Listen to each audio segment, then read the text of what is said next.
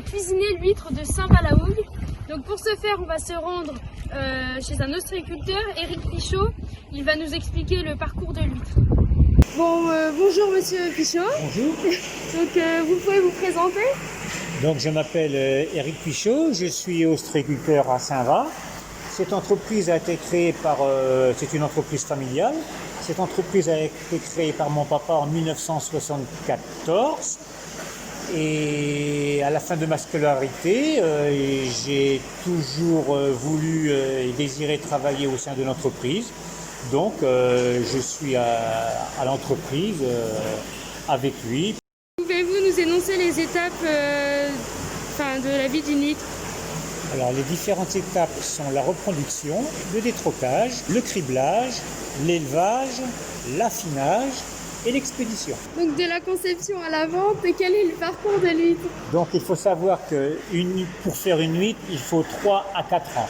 Il y a d'abord l'étape de la reproduction. Au mois de mai, lorsque la température de l'eau de mer se réchauffe, l'huître commence à produire des gamètes.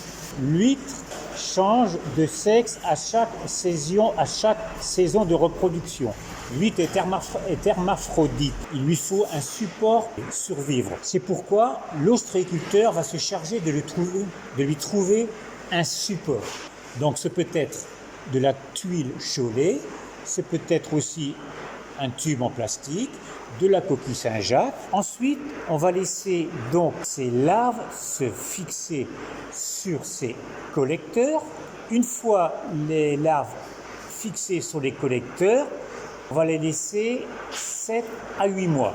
Là, on peut parler d'huîtres. Donc, ces huîtres deviennent du naissain. Lorsque ces huîtres se naissent à 7-8 mois, on va passer à l'étape du détrocage. C'est-à-dire, on va décoller les huîtres, le naissain, de leur support. Par la suite, on va mettre 3000 huîtres, 3000 unités par poche. Puis, ces poches, nous les mettons sur les parcs d'élevage afin qu'elles grossissent. On les mettra dans des petites mailles. Durant un an, on va laisser ces huîtres pousser sur des parcs d'élevage, mais on va travailler ces poches afin que ces huîtres soient homogènes, tant par leur forme que par leur grosseur. Ces poches, nous les mettrons de nouveau sur les parcs d'élevage. Là, elles resteront 2 années. Là aussi, on va les travailler, les retourner. Arrivant à maturité à l'âge de 3-4 ans, on va les remonter à l'entreprise. Là, c'est l'étape du calibrage. Alors là, effectivement, le fait de les calibrer, donc elles sont pesées, chaque huître sera pesée mécaniquement. Il y a une classification du numéro 0 au numéro 5. Ces huîtres, par la suite, nous allons les mettre sur les parcs de stockage sur l'estran. C'est ce qu'on appelle l'étape de l'affinage. L'huître va prendre le goût du terroir, elle va se raffermir en chair, puis va venir l'étape de l'expédition, la commercialisation. Ces huîtres vont être remontées à l'entreprise de nouveau, vont être lavées, vont être conditionnées, emballées dans des cagettes et acheminées sur les marchés, chez les poissonniers ou les restaurateurs. L'huître de Saint-Va, pourquoi elle est si réputée? Alors c'est vrai que l'huître de Saint-Va a une spécificité, c'est-à-dire qu'elle a un goût de noisette, ce goût sucré qui rappelle la noisette. Et donc elle se vend combien le kilo? Alors à l'expédition, les huîtres, en moyenne, c'est entre 6 et 7 euros la douzaine, le kilo. Alors c'est la fin de notre matinée avec Monsieur Pichot. Maintenant on va en cuisine avec le chef étoilé Mickaël Marion. Allez, c'est parti. Bonjour chef. Bonjour Emma. Je vous amène des huîtres de Saint-Va. Donc elles ont un calibre 2, elles font entre 86 grammes et 120 grammes. D'accord. Alors moi je les trouve magnifiques vos huîtres. Parce que déjà elles ont une belle forme, elles ont été très bien travaillées par l'ostréiculteur que vous aviez contacté. Et puis on a l'air d'avoir une belle mâche et il y a un taux de chair assez intéressant. Je pense qu'on va pouvoir se régaler avec ce plat. Je pense qu'on va bien s'amuser. Donc ouais, moi je m'avais apporté les huîtres. Donc j'ai trouvé un petit peu l'idée de travailler la criste marine, qui est une plante de bord de mer que l'on trouve et qui a été ramassée justement aux abords de Saint-Va. d'où viennent vos huîtres et qui a vraiment ce côté herbacé qui va bien correspondre à la recette.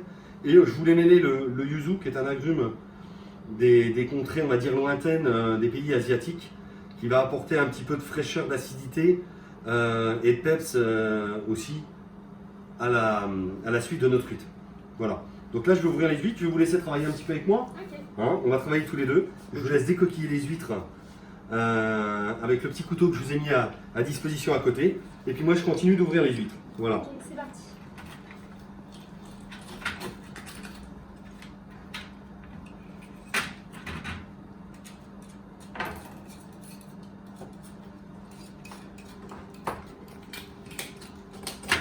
Voilà, je vous laisse continuer le dressage comme on avait dit. Donc je vous laisse mettre les coquilles. Et puis pendant ce temps, on va émincer donc la cristomarine. Voilà.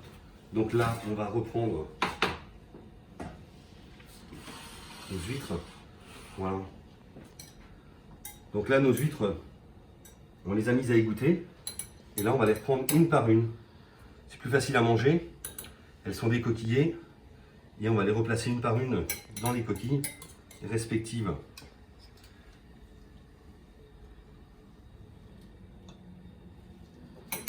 Voilà, donc là, vous allez pouvoir apporter, Emma, la petite pointe de confiture de yuzu que l'on a réalisée en amont. Et puis, on finira par la cristomarine sur chaque. Je vous laisse faire.